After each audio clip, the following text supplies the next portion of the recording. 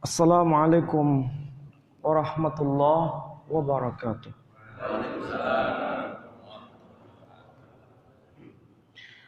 Innal hamdalillah nahmaduhu wa nasta'inuhu wa nastaghfiruh wa na'udzu billahi min shururi anfusina wa min sayyiati a'malina. May yahdihillahu fala mudilla lahu wa may yudlil fala hadiya lahu. Ashhadu an la ilaha illallah wahdahu la syarika lah wa ashhadu anna Muhammadan abduhu wa rasuluh la nabiyya ba'dah. Allahumma salli wa sallim wa barik ala habibina wa syafi'ina wa qurrata a'yunina maulana Muhammadin wa ala alihi wa ashabihi wa sallama tasliman katsira. Fa ya ayyuhal hadirun ittaqullaha haqqa tuqatih wa la tamutunna illa wa antum muslimun. Qala Allah tabaraka wa ta'ala fil Qur'anil aziz. A'udzu billahi minasy syaithanir rajim. Bismillahirrahmanirrahim. Wa qala inni dhahibun ila rabbi sayahdin. Wa qala aidan wa qala inni muhajirun ila rabbi innahu huwal azizul hakim. Shadaqallahul azim. Saudara-saudara, Bapak Ibu sekalian yang saya hormati, kajian pada ba'da subuh ini saya kutipkan dari surah Al-Ankabut, yakni surah nomor 29 ayat yang ke-26, dan sekaligus surah yang ke-37, yakni surah As-Saffat ayat yang ke-99. Allah Subhanahu wa taala memberikan anugerah kepada kita melalui ajaran yang diterima oleh Khataman Nabiyyin Muhammad sallallahu alaihi wasallam, sekaligus bukan hanya sekedar teori tetapi juga praktek. Praktek yang dimaksud itu adalah implementasi dari ajaran yang diterima oleh Khataman Nabiyyin Muhammad sallallahu alaihi wasallam, dan itu salah satunya adalah berkaitan dengan hijrah. Itulah sebabnya tadi saya kutipkan ayat yang berkaitan dengan ungkapan muhajir. Muhajir itu sama akar katanya dari kata hijrah. Kebetulan bulan ini sudah akan memasuki peringatan tahun baru Hijriyah. Saudara-saudara, tentu saja bicara mengenai persoalan utama yang berkaitan dengan hijrah ini, kita harus kembalikan pada apa yang telah termaktub di dalam Al-Quran. Sehingga dengan demikian, apa yang kita perbincangkan itu betul-betul ada landasan utamanya. Itulah sebabnya kalau kita membaca Al-Quran, sungguh luar biasa informasi ini. Karena diungkapkan secara detail bagaimana hijrah itu terjadi dan apa yang melatarinya. Dan berkaitan dengan siapa, pada konteks apa, sejarahnya seperti apa. Semuanya itu termaktub di dalam Al-Quran secara detail. Dan itu tentu saja tidak bertentangan, bahkan tidak ada hubungan. Kalau saya katakan tidak ada hubungan, nampaknya kurang tepat. Maksud saya, ada kaitan peristiwa hijrah ini dengan apa yang kita bahas pada bulan yang lalu. Yakni apa yang terjadi pada pribadi manusia utama yang disebut sebagai Abul Anbiya, yakni Ibrahim. Allah Subhanahu wa taala mengungkapkan di dalam surah Al-Ankabut ayat 29 ayat 26. Pada ayat itu Allah mengabadikan ucapan yang pernah dilontarkan oleh Ibrahim dengan ungkapan waqala, dan telah berkata, inni, sesungguhnya aku secara pribadi. Jadi ini ungkapan pernyataan mutlak dari orang yang dimaksud. Sesungguhnya aku secara pribadi, inni muhajirun, orang yang berhijrah. Jadi ungkapan ini menandakan ada satu pernyataan penting yang diucapkan oleh beliau bahwa dia betul-betul bertekad untuk berhijrah, dan itu berasal dari pribadi sendiri. Inni muhajirun, kepada siapa dia berhijrah? Ila Rabbi, kepada Tuhanku. Innahu huwal azizul hakim, sesungguhnya dia Allah tabaraka wa ta'ala al-aziz, yang maha perkasa, al-hakim, dan maha bijaksana. Ayat ini sebetulnya ada kaitan juga dengan pernyataan beliau, tapi dalam redaksi yang berbeda, tapi maksudnya sama. Sebagaimana yang termaktub di dalam surat As-Saffat, yakni surat 37 ayat yang ke-99. Ayat itu ada satu kata yang membedakan, yakni ayat itu berbunyi waqala inni dzahibun. Kalau di dalam ayat 26 surah 29 mengatakan waqala inni muhajirun. Apa bedanya antara muhajir dengan zahib? Sebetulnya maksudnya sama. Tidak ada perbedaan yang tajam. Makna dari dua kata itu, zahibun ila rabbi, yang satu muhajirun ila rabbi. Tidak ada perbedaan. Masalahnya kita kurang paham apakah ini adalah ucapan asli dari pribadi manusia yang bernama Ibrahim.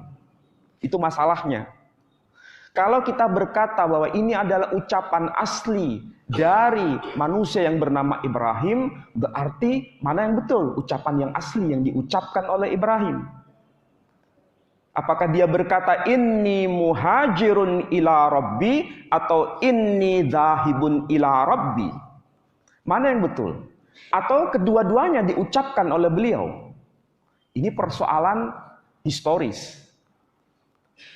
Kalau kita berkata bahwa apa yang diucapkan Ibrahim sebagaimana yang termaktub di dalam Al-Quran ini, yang satu redaksinya berkata inni muhajirun ila rabbi, yang satu inni dzahibun ila rabbi, berarti ini ucapan dulunya dalam bahasa Arab. Nah, masalahnya apakah beliau dulu mengucapkan dalam bahasa Arab? Ternyata tidak. Artinya Ibrahim tidak mengucapkan dalam versi bahasa Arab itu. Tapi kenapa muncul dalam dua versi redaksinya bahasa Arab? Karena memang diterjemahkan oleh Allah Subhanahu wa taala sendiri. Waktu itu Ibrahim tidak bicara dalam bahasa Arab, tapi bicara dalam bahasanya sendiri. Dan kita tidak tahu bagaimana bahasanya waktu itu.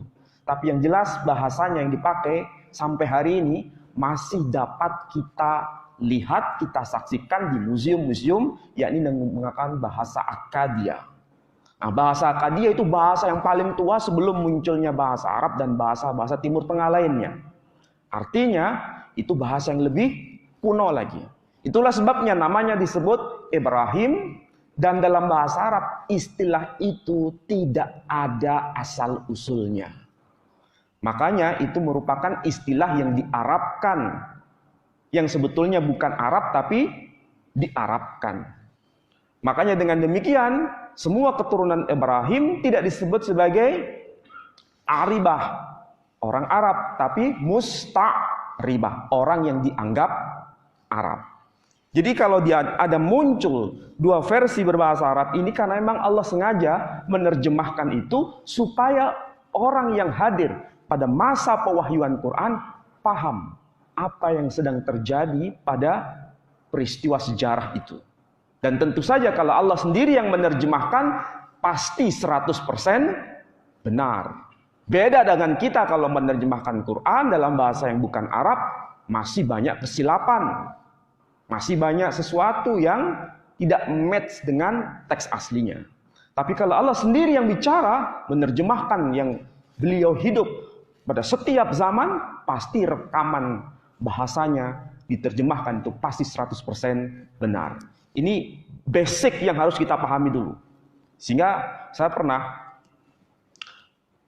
didatangi orang mengajukan kasus hal ini, berkata kepada saya dengan ungkapan yang sama. Mana yang betul yang dulu diucapkan oleh Ibrahim? Inni muhajirun ila rabbi atau inni dahibun ila rabbi? Kalau begitu, apakah dia mengucapkan kedua-duanya atau salah satunya? Ini karena bayangan mereka Ibrahim bicara dalam bahasa Arab itu. Kalau dalam bahasa Arab berarti muncul salah satu, mana yang betul? Kalau salah satu mana yang betul, berarti salah satunya salah. Nah ini masalahnya, dia tidak paham bahwa Ibrahim bukanlah orang Arab, tapi dia adalah orang non-Arab yang diarabkan. Tapi kemudian diterjemahkan oleh Allah Subhanahu wa taala. Ini sekilas info saja. Kemudian kalau kita rujuk pada surah As-Saffat surat 37 ayat 99. Inni dzahibun ila rabbi sayahdin. Ini sebetulnya peristiwa yang melatari. Sebelum kemudian Ibrahim meminta Rabbi habli minas solihin. Kalau sudah Rabbi habli minas solihin fabasyarnahu bighulamin halim, itu berarti konteksnya sudah berumah tangga. Sementara inni dzahibun ila sayahdin itu peristiwa ketika dia belum berhijrah dan kemudian dapat perintah untuk pindah ke tempat yang lain. Apa yang terjadi pada tempat yang asal menuju tempat yang baru? Tempat yang asal ini salah satu ujian yang dialami oleh Ibrahim sebagaimana yang pernah saya jelaskan pada pertemuan kemarin, pada bulan yang lalu. Ada beberapa macam ujian yang diterima oleh Ibrahim sebagaimana yang termaktub di dalam surah Al-Baqarah ayat 124. Wa idzibtala Ibrahim rabbuhu bikalimatin fa'atammahun. Dan ingatlah wa idzibtala, dan ingatlah tatkala telah diuji. Siapa yang diuji? Ibrahim. Oleh siapa? Rabbuhu, Tuhannya. Bikalimatin, dengan berbagai macam ujian, fa'atammahunna, dan Ibrahim menunaikan ujian itu, menyempurnakan ujian itu dengan sempurna sesempurnanya. Nah, ujian-ujian itu salah satunya peristiwa hijrah itu. Dan sebelum itu ada ujian yang lain. Ujian apa? Ujian yang merupakan sebuah agenda besar, yakni dia harus berpegang pada tauhid. Jadi sebetulnya hijrah itu tidak lepas dari persoalan tauhid sebetulnya. Jadi hijrah itu ada kaitan dengan tauhid. Ketika Ibrahim berada di tempat yang asal, wilayah sekarang itu disebut wilayah Irak. Dulu disebut wilayah Babilonia. Ada raja yang betul-betul berkuasa dan Quran menyebutkan dengan nama Namrud. Tapi seringkali kita tidak paham. Setiap nama itu pasti punya makna. Baik nama tempat maupun nama orang.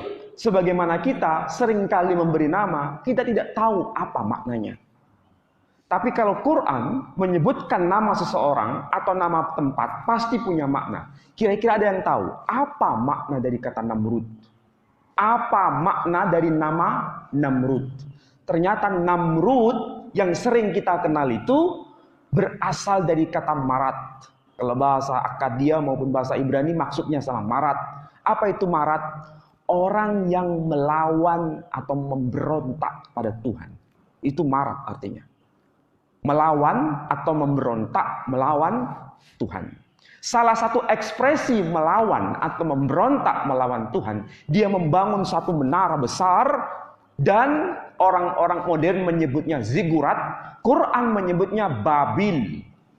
Apa itu Babil? Bab itu artinya pintu, il itu Tuhan. Dan sampai sekarang namanya zigurat atau bangunan tinggi itu memang tidak utuh. Itu sampai sekarang masih dapat kita saksikan dengan mata. Menara Babel. Makanya disebut menara Babel artinya menara untuk menyaingi Tuhan.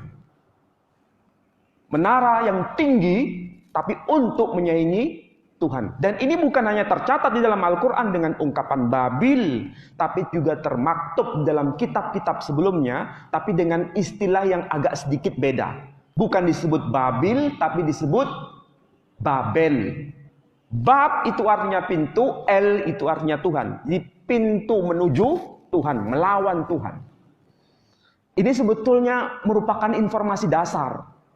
Sampai kemudian Allah menetapkan orang pilihannya yang juga pada akhirnya melawan Namrud. Jadi kalau Namrud itu pribadi yang melawan kekuasaan Tuhan, sedangkan Ibrahim melawan kekuasaan Namrud. Ini drama besar dalam Al-Quran itu. Jadi kalau ada tokoh yang luar biasa dalam pandangan Allah Subhanahu wa taala, dia telah melenceng dari ajaran yang benar, maka Allah akan menghadirkan tokoh yang bertujuan sebagai bentuk perlawanan itu sendiri. Dialah pada masa itu bernama Ibrahim.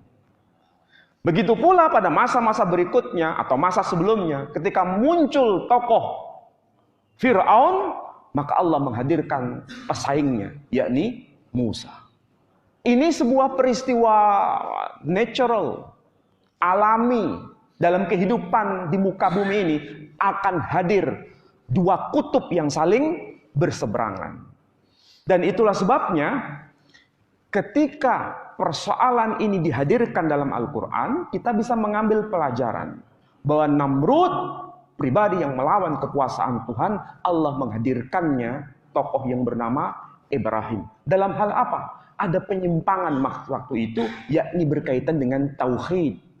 Makanya di dalam Al-Quran, Ibrahim pernah masuk dalam tempat yang sangat istimewa, kemudian dia menghancurkan berhala-berhala itu. Dan disisakan satu.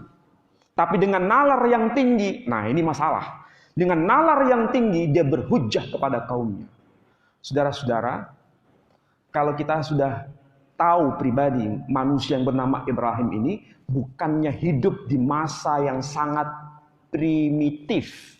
Kalau saya mengatakan primitif berarti itu zaman yang tidak ada peradaban. Orang kalau menyebut kata primitif, oh itu tidak ada peradaban.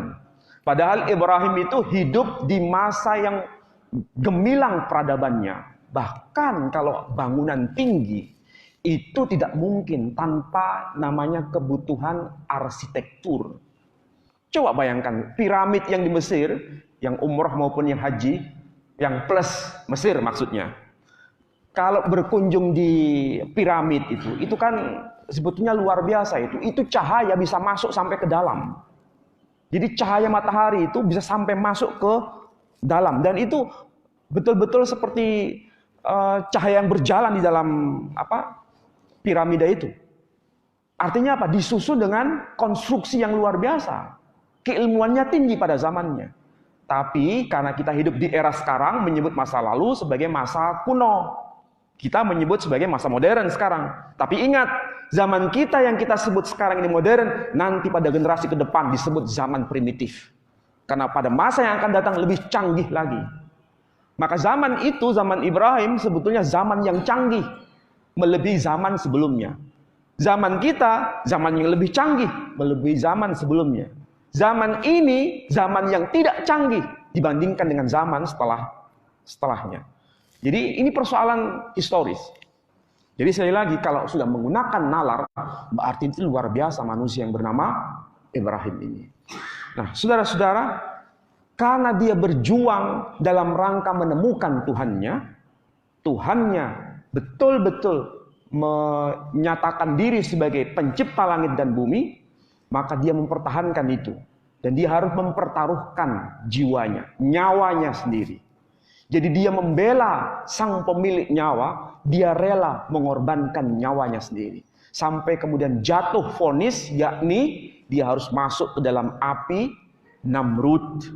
Makanya disebut kotanya itu sekarang Ur Kasdim. Ur itu bukan sekedar nama, artinya api. Artinya yang pernah dulu membakar Ibrahim. Makanya disebut Ur Kasdim. Nah, ketika dia mempertanggungjawabkan ketauhidannya itu, maka yang terjadi adalah dia harus rela mengorbankan nyawa. Tapi kemudian menurut pikiran Ibrahim dia pasti kehilangan nyawa. Tapi faktanya apa yang terjadi? Allah mengubahnya menjadi kehidupan. Dengan ungkapan, Ya naru kuni bardan wasalaman ala Ibrahim. Wahai api, jadilah dingin dan jadilah keselamatan atas Ibrahim. Dari situlah kemudian perintah hijrah itu diemban kepada Ibrahim. Karena masyarakatnya waktu itu sudah susah untuk diajak berdamai dengan kebenaran, maka dia diperintahkan oleh Allah untuk pindah ke wilayah yang lebih ke arah barat. Itulah yang kemudian disebut wilayah Kanaan, atau sekarang kita menyebutnya Palestina itu. Kalau Irak itu ke wilayah timur. Jadi dia dari timur menuju ke barat. Itulah peristiwa hijrah yang pertama. Dan itu bukan inisiatifnya sendiri, tapi karena memang petunjuk dari Allah Subhanahu wa taala. Jadi hijrah itu memang harus ada dasar. Harus ada dasar. Dan yang paling penting dalam persoalan hijrah itu menanamkan rasa tauhid itu dulu. Kita sekarang ini, saudara-saudara, kalau bicara mengenai hijrah, memang berapa kali sih kita pengajian ini? Saya di sini sudah, kalau nggak salah, sudah sampai 3 tahunan, kalau tidak keliru, atau 2 tahunan lebih. Tapi apa yang sudah berubah dalam kehidupan kita? Pengajian setiap minggu, setiap Ahad, maksud saya, setiap Ahad itu berapa kali dilakukan di sini? Sudah nggak ada perubahan dalam kehidupan kita. Kalau hanya sekedar rutinitas saja untuk membuat makmurnya masjid, tapi tidak ada efek yang menjadikan itu berubah dalam kehidupan kita, untuk apa pengajian itu dilaksanakan? Ini renungan loh, untuk kita bersama. Jangan sampai kita terpeleset hanya sekedar rutinitas saja. Tapi justru ini harus bisa ngefek, kalau bahasa kita orang Surabaya itu, bisa ngefek dalam kehidupan kita ini. Dan yang paling mendasar, hijrah itu sebetulnya, tadi saya bilang, berkaitan dengan tauhid. Kalau sudah bicara tauhid, tidak ada kompromi. Allah hanya memberikan solusi, lakum dinukum waliyadin. Itu solusinya. Tapi Islam itu tidak hanya bicara mengenai tauhid, tapi juga bicara mengenai fikih. Nah, fikih itu ada lapis kedua. Itulah sebabnya dalam keislaman kita berkaitan dengan hijrah, itu ada 2 pilar. Pilar tauhid dan pilar syariah. Atau pilar akidah dan pilar syariah. Tidak mungkin kita ini bicara mengenai syariah tanpa dasar mengenai akidah. Akidahnya Ibrahim begitu kuat. Karena saking kuatnya, dia rela membunuh rasa kepemilikan itu. Bahkan dia rela membunuh rasa kecintaan itu selain hanya untuk Allah Subhanahu wa taala. Saya menggunakan istilah membunuh, jangan ditafsirkan secara harfiah ya. Kalau mungkin lebih tepatnya, dia bisa melenyapkan rasa kepemilikan itu bergantung pada sesuatu kecuali hanya kepada Allah Subhanahu wa taala. Dan dia bisa melenyapkan rasa cinta itu kepada sesuatu apapun kecuali hanya bergantung kecintaan itu kepada sang pemilik cinta, yakni Allah Tabaraka wa taala. Makanya kemarin sudah saya ulas, cintanya itu betul-betul dihapus dalam kamus kehidupan Ibrahim kecuali hanya merujuk kepada Allah Subhanahu wa taala, sampai-sampai dia harus kehilangan putranya sendiri. Tapi Allah mengembalikannya. Kenapa? Dia lulus dalam persoalan ujian cinta itu. Jadi sekali lagi saudara-saudara, kalau bicara mengenai akidah, itu kuat sekali pribadi Ibrahim ini. Makanya itu yang menjadi dasar kemanapun dia pergi, tauhidnya selalu nyambung ke situ. Nah, kalau sudah bicara akidah, mesti itu ada efek. Efeknya apa? Efek pada akhlak. Banyak orang belajar mengenai akidah secara teori, tapi prakteknya, akhlaknya tidak nyambung. Tahu kira-kira maksudnya? Banyak yang berprinsip akidahnya itu benar, begini dan begitu. Tapi ketika mengimplementasi, akhlaknya itu nggak nyambung. Sering mencerca, sering menghina, tidak sepakat sedikit, langsung kemudian memvonis. Nah, itu problem. Jadi akidah seseorang itu akan tercermin dalam masalah akhlaknya. Makanya Rasul Shallallahu Alaihi Wasallam diutus itu innama bu'itsu liutammima makarimal akhlak. Jadi kalau akidah itu sesuatu yang sifatnya masih abstrak. Tapi bagaimana supaya tidak abstrak? Akhlak itu menjadi bukti.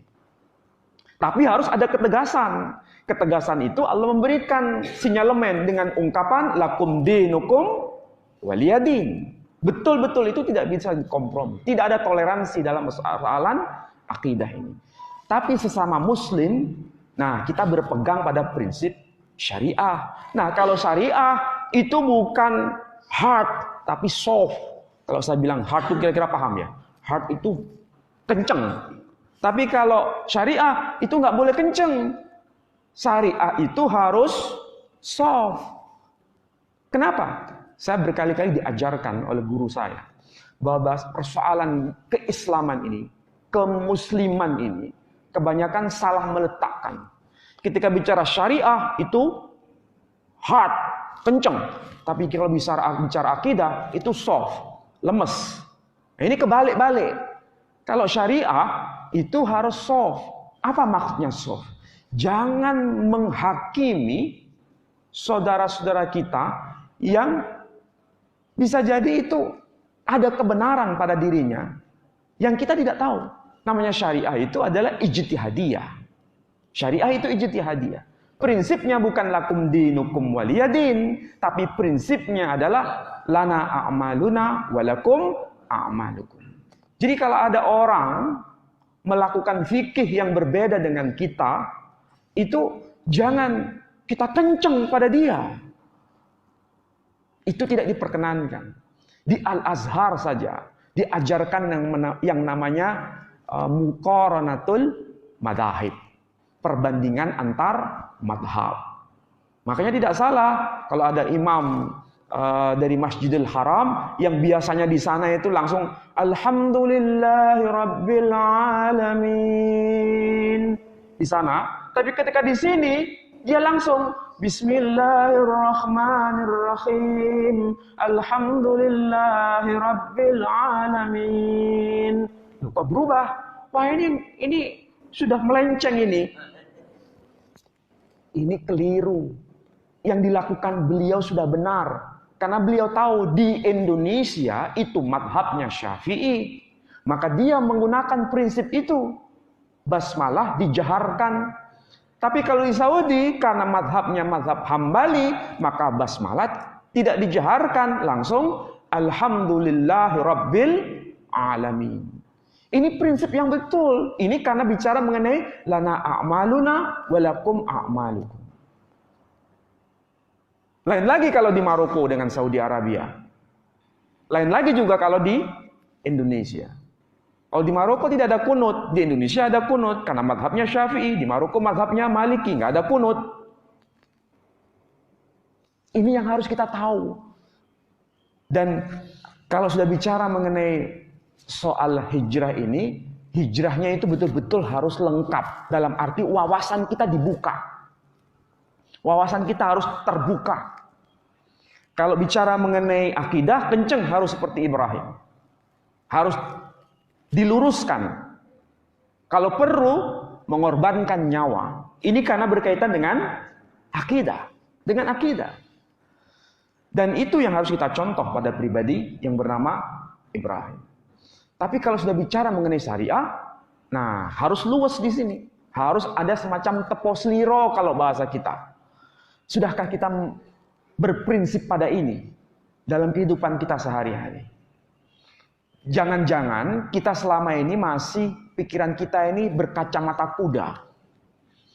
Saya tahu yang namanya kacamata kuda itu apa yang dia lihat itu betul-betul ini jalan ke surga. Yang lain-lain dianggap semua jalan ke neraka. Ketika berbicara mengenai prinsip syariah yang berbeda.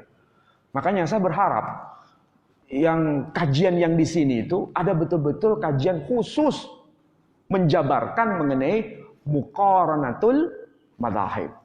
Kalau saya lebih kenceng ke muqaranatul adyan. Karena muqaranatul adyan itu apa? Tahu muqaranatul adyan? Perbandingan agama-agama. Bukan menandingkan agama ya. Berbicara agama-agama itu seperti apa. Nah, supaya tahu bahwa Islam itu seperti apa, yang non-muslim itu seperti apa. Ini prinsipnya harus benar. Tapi kalau muqaranatul madzahib, kita harus tahu fikih yang berbeda dengan kita itu seperti apa. Supaya kalau kita berada pada tempat yang berbeda, kita bisa betul-betul ukhuwah Islamiyah itu tumbuh. Nah, dengan cara seperti itu, maka pasti dalam kehidupan kita ini luar biasa. Kebetulan pagi ini, saya sebetulnya kira-kira 4 hari yang lalu, saya dapat kiriman dari teman. Ini kalau dari kejauhan kelihatan, ini bahasanya pasti bahasa Arab. Betul tidak? Tapi agak susah. Ini kenapa kok ada tulisan yang hurufnya titik 3 kok aneh ini? Ya kan? Ini bahasanya Arab. Tapi ini bukan kitab Islam. Ini kalau dibaca Al-Bhagavad Gita Kamahiyah. Kalau saya sebut Al-Bhagavad Gita, kira-kira pernah tahu nggak nama Bhagavad Gita? Nah, itu kitab suci yang menganut ajaran Hindu. Al-Bhagavad Gita. Kamahiyah. Ini kalau diterjemahkan Bhagavad Gita menurut aslinya. Nah, saya bilang tadi bahwa kita berislam itu berpegang pada prinsip din. Maka dalam Quran menyebutkan innad dina indallahil Islam. Itulah yang diemban, dibawa oleh Ibrahim. Din. Makanya dia mewasiatkan wa wassa biha Ibrahim banihi wa Yaqub ya bani innallaha astafa lakumud din fala tamutunna illa wa antum muslimun. Itu din. Mulai dari Adam kepada Ibrahim, kepada Adam, Nuh, Ibrahim sampai seterusnya, dinnya itu sama. Dinnya tidak berbeda, sama. Anehnya, saya tidak tahu apakah ini kebetulan atau memang ada sesuatu yang menjadi meeting point. Ini teks, padahal bahasa Sanskritnya begini. Yada yada hitarmasya glanir bhavati bharat abhyutanam atharmasya tadatmanam srjamiyaham. Nah, ini bahasa apa ini? Ini bukan bahasa Arab ini. Ini bahasa Sanskerta. Anehnya di sini ketika menyebut dharmasya, dharmasya itu dari kata dharma. Makanya di kampus UNER itu ada jalan Dharma Wangsa. Dharma itu artinya kalau diartikan sederhana bahasa kita itu kebenaran. Dharma. Tapi yang bahasa Arab ini yang terbitan mereka sendiri itu diterjemahkan dharmasya minad din. Din diartikan din. Ini yang diajarkan oleh ajaran Hindu berkaitan dengan dharma. Makanya mereka menyebut agama mereka sendiri dharma, ajaran dharma. Nah, kalau diarabkan, diterjemahkan din. Apakah ini ada sesuatu yang perlu dikaji bersama? Artinya kalau din itu kan berarti kebenaran. Kebenaran ya. Namanya kebenaran itu pasti satu. Cuma masalahnya ini konteksnya berkaitan dengan ucapan Krishna kepada Arjuna. Berkaitan dengan apa? Ada pribadi-pribadi yang sudah menyimpang dari kebenaran, itu dari kelompok Kurawa. Sedangkan Arjuna dari kelompok Pandawa. Makanya dia bilang, yada hitarmasya. Glanir bawati barat. Ketika dharma kebenaran itu sudah terganggu. Istilahnya sudah mulai mengalami masalah. Wahai Barata, abhyutanam adharmasya dan adharma. Itu artinya berbeda dengan dharma. Adharma di sini diartikan apa? Adharma minal kufr. Coba di sini. Aneh kan? Ada sesuatu. Jadi kebenaran disebut din, dharma, adharma yang bukan kebenaran disebut kufur. Jadi menurut pandangan orang Hindu sendiri, Kurawa sudah melakukan praktek kekufuran. Sedangkan Arjuna dan keluarga Pandawa mempraktekkan kebenaran din. Nah, coba. Makanya itu kan sebetulnya kalau kita lihat ceritanya perang Baratayuda, tahu apa arti Baratayuda? Barata, ada satu jalan namanya jalan Barata, ya kan? Barata itu dari kata brother. Tahu artinya brother, saudara. Yuda perang, jadi perang saudara. Jadi ada yang pihak yang benar, ada pihak yang menyimpang. Yang benar disebut din, yang menyimpang disebut kufur. Nah, di sini. Jadi sebetulnya dalam ajaran Islam sendiri, saya tidak bermaksud menyamakan, hanya mencari perbandingan saja. Ketika Ibrahim menjalankan kebenaran itu, dia berprinsip pada kebenaran din itu. Sementara Namrud melakukan penyelewengan, dia melakukan kekufuran, menentang Allah Subhanahu wa taala. Jadi disinilah kita harus berjuang dalam kehidupan ini. Sebaik mungkin berhijrah itu selalu berpatokan pada akidah yang benar ini. Tapi jangan lupa, yang namanya syariah itu harus betul-betul terimplementasikan dalam kehidupan kita. Jadi jangan sampai lepas. Itulah sebabnya saudara-saudara, mungkin ke depan kita harus membuka wawasan. Wawasan itu dalam arti kita mencari sesuatu dengan keilmuan kita, dibimbing oleh orang-orang atau ustadz-ustadz yang mumpuni, terutama belajar mengenai syariah itu secara betul. Tidak ekstrim, tetapi juga betul-betul kita tahu mana pilihan kita yang paling tepat. Makanya kalau contoh konkret saja, menurut Imam Hanafi saja, bertahiyat itu kapan kita mengangkat tangan? Itu saat asyhadu alla ilaha illallah wa asyhadu anna muhammadar rasulullah turun. Jadi ngangkatnya sebentar saja. Itu mazhab Hanafi. Di India begitu, di Turki juga begitu. Kalau orang itu nggak pernah tahu di Turki dan di India, pasti menyalahkan itu. Padahal di sana asyhadu alla ilaha illallah diangkat, wa asyhadu anna muhammadar rasulullah diturunkan. Itu mazhab Hanafi. Tapi kalau Hambali langsung dari awal at-tahiyatu lillah, terus sampai selesai. Termasuk juga begini. Siapa lagi yang gini? Ada ajarannya. Tenang juga ada ajarannya. Jangan menyalahkan satu dengan yang lain. Mana yang serp bagi Anda, praktekkan itu.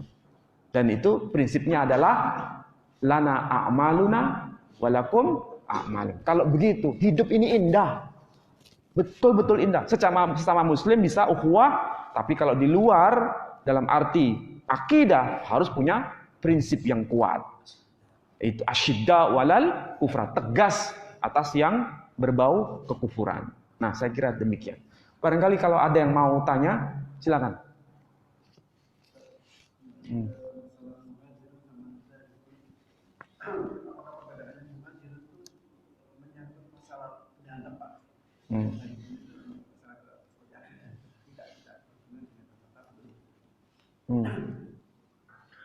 Ya, pertanyaan bagus. Apakah zahibun dengan muhajir itu berbeda makna? Sebetulnya maksudnya sama. Kalau secara bahasa itu menunjukkan perpindahan. Perpindahannya perpindahan apa? Perpindahannya perpindahan tempat. Muhajir itu perpindahan tempat, zahib perpindahan tempat. Misalnya, ana adhabu ila bla bla bla. Berarti saya pergi ke mana? Berarti kan dari satu tempat ke tempat lain. Nah, itu arti harfiah dari makna zahib maupun muhajir. Nah, tapi juga Tergantung pada konteks. Konteks Quran bicara. Ya, itulah sebabnya para ulama kemudian mengembangkan makna muhajir itu dalam makna bukan sekedar perpindahan tempat, tapi perpindahan sikap, perubahan sikap, perubahan tindakan hati, bukan tindakan fisik saja, tapi tindakan hati. Sebagaimana pengalaman yang dialami oleh istri Ibrahim, dia bernama juga Hajar. Orang Yahudi menyebutnya Hagar. Hagar itu, jadi nama itu tadi saya mengatakan, sudah menunjukkan perilaku.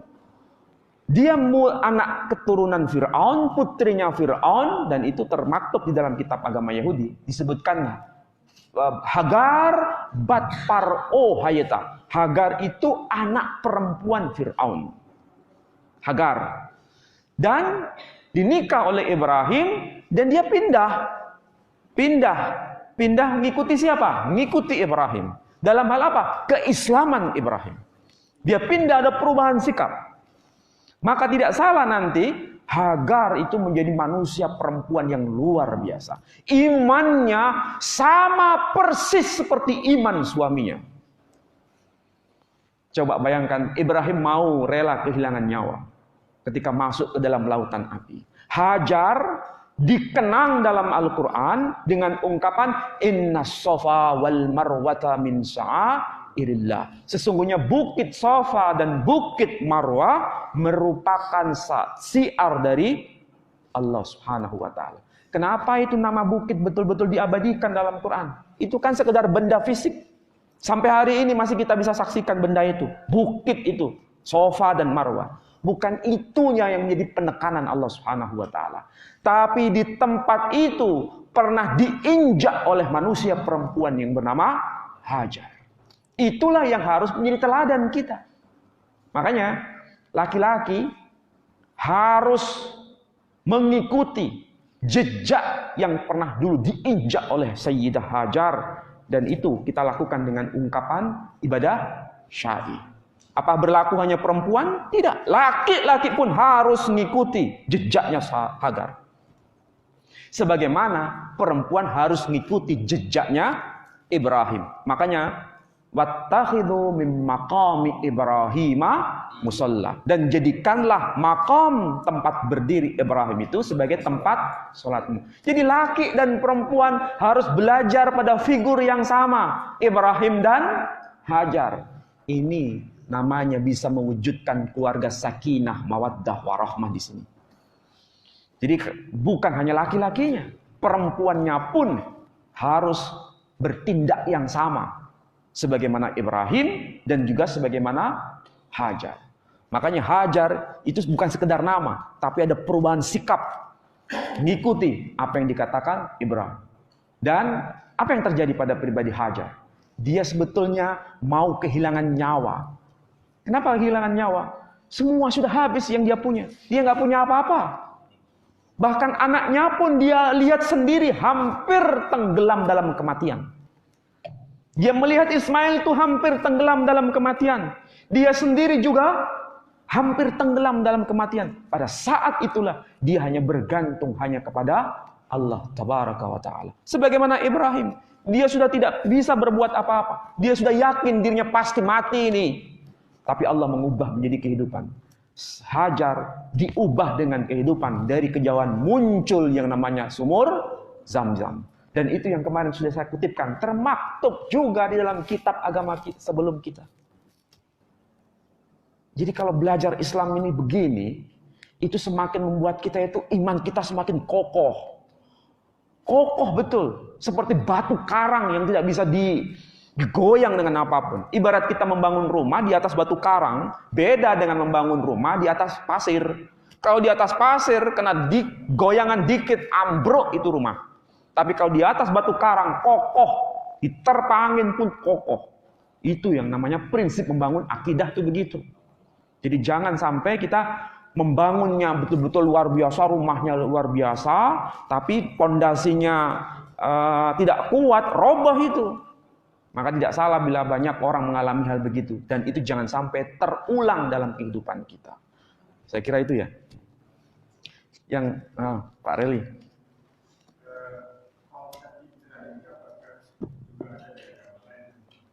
Konsep hijrah.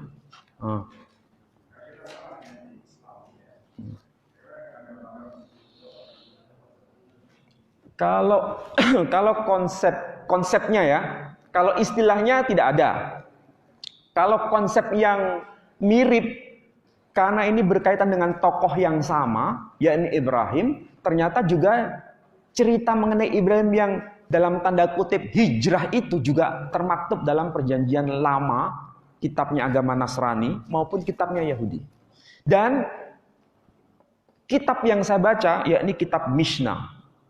Mishnah itu kalau bahasa Islamnya sama dengan musnad. Kalau musnad itu kitab hadis. Kalau Yahudi menyebutnya Mishnah. Mishnah itu kitab hadis dalam tanda kutip versinya Yahudi. Jadi kalau kita ini ada Quran, ada hadis. Kalau mereka itu ada Mishnah, ada Torah. Torah itu ibarat Qurannya, Mishnah itu ibarat hadisnya. Nah, di dalam kitab Mishnahnya orang Yahudi, itu Ibrahim diuji dengan 10 ujian. Nah, Quran nggak menyebutkan ujian itu berapa, tapi di dalam kitab mereka menyebutkan 10 ujian. Salah satu ujiannya itu adalah pindah dari wilayah tempat asalnya menuju ke wilayah Kanaan. Jadi ada meeting point berkaitan dengan konsep, meskipun istilahnya berbeda. Sama dengan korban, mereka juga tahu korban, tapi yang dikorbankan beda, ya kan? Ada sesuatu yang menjadi meeting point, tapi detailnya berbeda.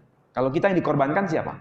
Ismail. Mereka yang dikorbankan siapa? Ishak. Tapi ada manusia yang dikorbankan dalam rangka ketaatan, menghilangkan atau melenyapkan rasa cinta kepada putra hanya semata-mata untuk cinta kepada Allah Subhanahu wa taala. Detailnya yang beda, tapi konsep dasarnya ada meeting point. Meskipun tidak disebut hijrah. Jadi kalau dalam konteks manusia yang bernama Ibrahim diakui perilakunya betul-betul menyejarah dan tercatat dalam dokumen yang bermacam-macam. Dan itulah yang bisa menjadi pelajaran untuk semua orang. Khususnya kita yang muslim, melalui Quran ini kita belajar bisa melalui pribadi Ibrahim ini. Saya kira gitu Pak Relia. Yang ibu-ibu nggak ada yang tanya. Kayaknya ibu-ibu ini sudah betul-betul paham ya. Mudah-mudahan. Ya, mau tanya.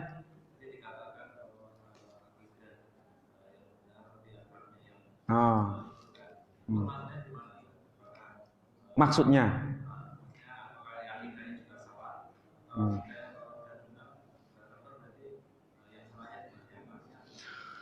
Kalau akidahnya apa hubungannya dengan akhlak? Nah, begini. Kalau akidahnya benar, itu akhlaknya agak bermasalah. Ini memang bukan akidahnya yang masalah, tapi prinsip menegakkan akidahnya itu yang bermasalah. Prinsip menegakkan akidah itu loh bermasalah. Akhlak itu kan sebetulnya refleksi dari apa yang menjadi keyakinan seseorang. Tapi kalau cara ngomongnya tidak benar, cara bersikapnya tidak benar, itu membuktikan bahwa ada sesuatu yang tidak beres pada pribadinya. Bukan pada keyakinannya, tapi pribadinya. Makanya kita bisa belajar melalui akidah yang diajarkan oleh Musa, tapi akhlaknya kelihatan. Apa buktinya? Fir'aun itu kan orang yang bisa dikatakan mirip dengan Namrud dalam Al-Quran. Dan akidahnya otomatis keliru yang diajarkan oleh Fir'aun. Tapi Musa berkata bagaimana kepada Fir'aun? Dia berkata lemah lembut kepada Fir'aun. Lemah lembut itu bagian dari akhlak. Meskipun kita tahu yang dilakukan Fir'aun itu menyimpang. Nah, inilah yang menjadi koridor utama dalam menegakkan prinsip melalui Quran ini. Jadi akidah itu benar, tapi ketika kita lakukan dalam bentuk implementasi harus ada penyertaan akhlak. Apakah salah yang dilakukan oleh Musa berlemah lembut kepada Fir'aun? Kalau berlemah lembut kepada Fir'aun dianggap salah, berarti Quran salah. Padahal Quran mengatakan berlemah lembutlah kepada Fir'aun. Itu perintah Allah kepada Musa. Nah, mengenai detailnya seperti apa, penjabarannya seperti apa, tentu saja ada ikhtilaf. Itulah sebabnya perlu diskusi. Bagaimana cara mengimplementasi akidah itu supaya tidak ada semacam gaya kasar lah istilahnya begitulah. Tentu saja maklum yang di sini, maksudnya gaya kasar tahu. Nah, itu penting. Kenapa? Karena ini berkaitan dengan nama ajaran ini, din ini. Supaya bukan menjadi laknat bagi orang lain, tapi menjadi rahmat bagi orang lain. Itu tadi saya bilang perlu diskusi, perlu duduk bersama. Bagaimana mewujudkan komunikasi dalam konteks akhlak ini kepada mereka yang akidahnya masih perlu diperbaiki. Jadi jangan hantam kromo. Tentu saja ini tidak sesederhana yang saya omongkan. Perlu ada kajian yang betul-betul ini intensif. Sama seperti beliau ini pakar ini, orang bisnis. Ya. Bagaimana supaya dagangan itu laku? Kan ada cara-caranya. Ya kan? Kita tahu yang kita jual produk kita itu secara hitung-hitungan matematik dari sisi kualitas dan sebagainya. Kita tahu itu paling bagus. Paling bagus. Bahkan kalau perlu orang lain menguji pun itu bagus. Tapi kalau cara kita mau nawarkan, menjajakan kepada orang lain itu tidak benar, apalagi tidak dikasih casing dan lain sebagainya, orang nggak mau beli. Betul tidak? Jadi itu masalah. Komunikasi juga begitu. Yang disampaikan benar, tapi cara ngomong sesuatu demi kebenaran itu salah penyampaiannya. Orang nggak akan mau dengar. Dan orang bukan simpatik, malah semakin lari pada dirinya. Nah itu penting. Makanya prinsip akidah harus disertai dengan akhlak. Dan kehidupan kita ini sebetulnya ya akhlak itu sebagai bentuk dalam tanda kutip budaya yang kita budayakan. Akhlak itu harus kita budayakan. Dengan cara seperti itu keislaman ini betul-betul terlihat dengan kasat mata. Bukan sekedar teori. Kalau akidah itu kan teorinya. Supaya orang bisa paham, harus diturunkan dalam wujud akhlak itu. Saya kira itu ya yang saya maksud. Nanti kalau detailnya bisa panjang. Saya kira demikian. Mudah-mudahan apa yang saya sampaikan ini bermanfaat dan sanggup merubah kehidupan kita. Bukan sekedar rutinitas pengajian, tapi betul-betul mengubah kehidupan kita pribadi, keluarga kita menjadi manusia yang lebih baik. Setiap hari ada hijrah. Setiap hari ada hijrah. Itu yang Allah maukan dalam kehidupan kita. Sampai pada akhirnya kita bertemu kepada Allah Subhanahu wa taala. Saya kira demikian. Saya akhiri dengan doa penutup majelis. Subhanakallahumma wa bihamdika asyhadu an la ilaha illa anta astaghfiruka wa atubu ilaik. Assalamualaikum warahmatullahi wabarakatuh.